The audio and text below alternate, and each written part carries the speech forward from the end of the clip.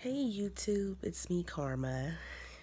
Um, I have bad lighting in my room. This is why I usually make videos in my car where you can see me, but it's late at night and I have some things I want to get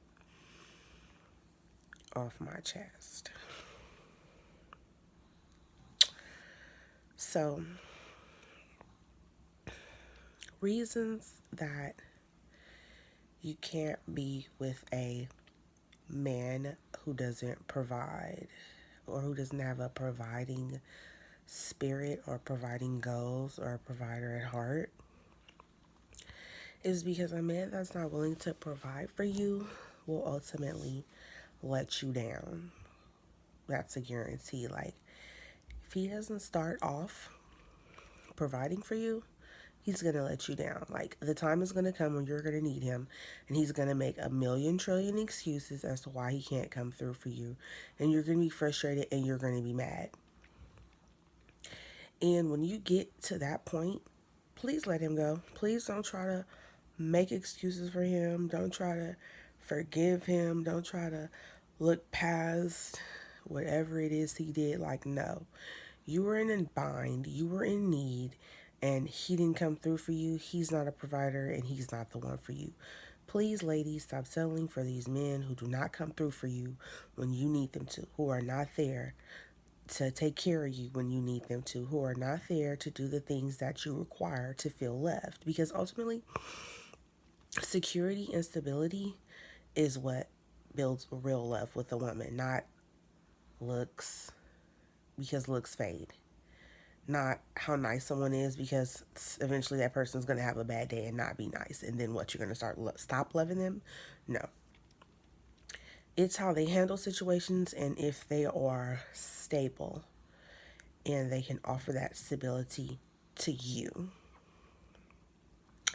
Like, I'm 35 and I've never been married. I've been engaged 3 times though. I had two different rings and I've been engaged 3 times, and each time I broke it off because I knew that I wanted a man who was going to provide fully, and the people that I were engaged to were like 50% provider, and I just knew that I need to be with the 100% provider. Because, and not to say I need a man to take care of me or I'm a gold digger, but just because, like, I can handle my own. But if a time comes where I uh let go of my pride and I call you and I ask you for help and you can't, that's going to be a big ass disappointment to me. It'll make me fall out of love with you instantly. It'll make me view you differently. It'll make me see you as weak and not a providing man, period. Women want a stable man who's going to care for them and be there for them and that they can depend on in times of need. Like, some women need a man every day to depend on, and that's cool too. But I'm just saying, like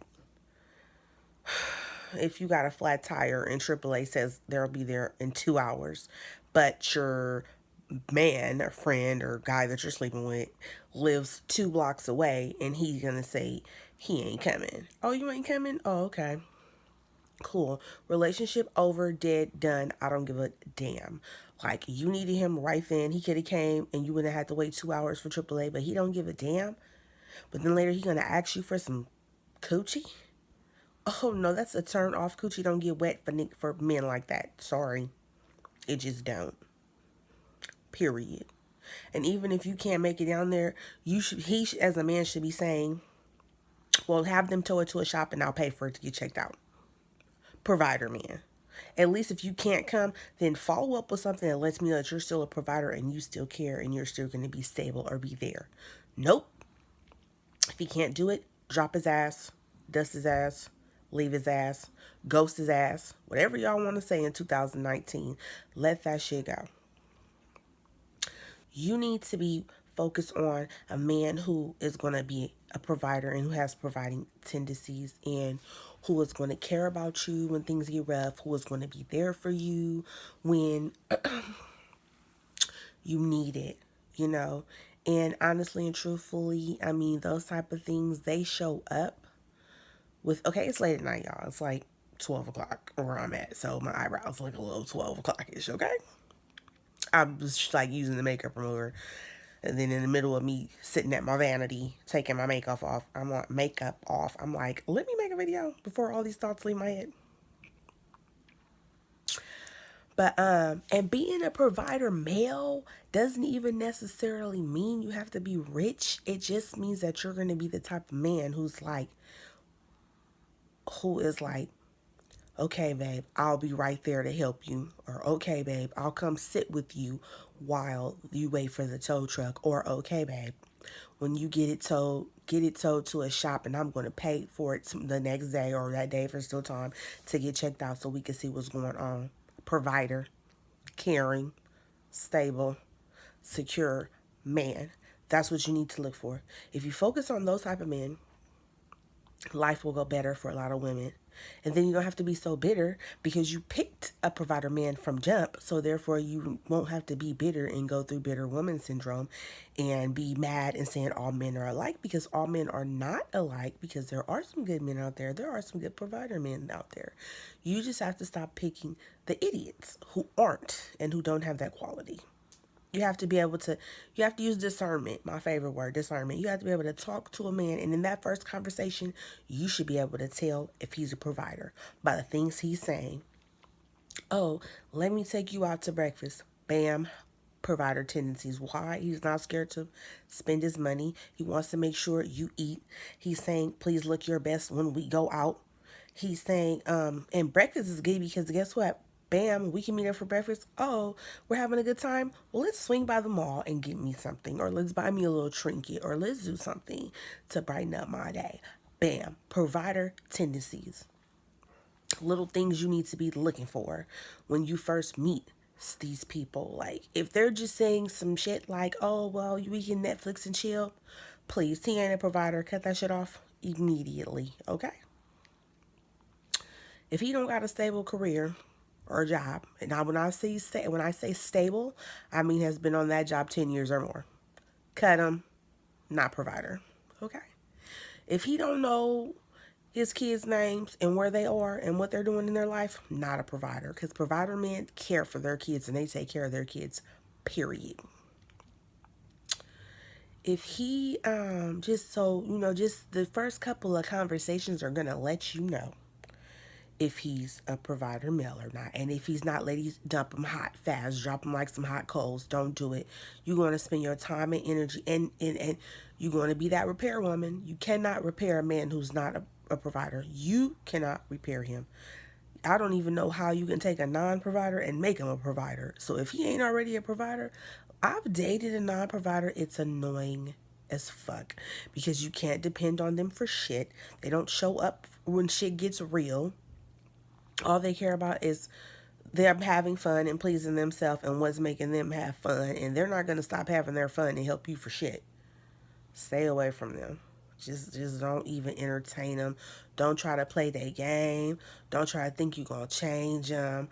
Don't try to think you're going to make them see the error of their ways. Nope. Leave their ass alone. You'll look up 5 years later, wasted your life, your time that you can never get back on somebody who wasn't a provider and who wasn't really there to help you. You know, it's just I'm tired of seeing that. I'm tired of seeing that. I'm tired of seeing women at the bus stop with bags of groceries and a kid. Okay, he wasn't a provider, sis. He wasn't a provider. I'm tired of seeing. I'm just tired of seeing. I'm just tired of seeing it. We got to make better choices, women. We got to choose the good men who are provider and who have those tendencies and qualities so that we know that we can hold our own and we can do what we need to do. But if it just so happens that we need to lean on you, sir, that you will be there for us to lean on. You know what I'm talking about? That you will be there to be that provider for that moment that we need. Like some women, like me, I'm back. I'm independent. Like, you know, I work. Got my own car, own house, you know, try to keep my little stuff together. And I don't need a man to make it. I want one. And even in situations when you feel like he should have been there to provide for you, Like me personally, I'm still gonna find a way to get it done and make it happen. Like it's not gonna not happen or whatever. But yeah. So basically, women just be looking for the provider male. His first couple of conversations, mannerisms are definitely gonna let you know what type of man he is. Just pay attention. Don't just he cute and don't pay attention to that conversation. Girl, please. We way too old and too grown for that. That's something you do when you 16, not when you 26, and damn sure not when you 36. So he can be cute and fine and sexy and all of that. But if that conversation don't add up to I'm a provider male, let that shit go, sis. Just let that shit go, sis. Okay, so that was just my little spiel and whatnot. I'm going to finish taking this makeup off and take my little self to bed. So, good night, YouTube.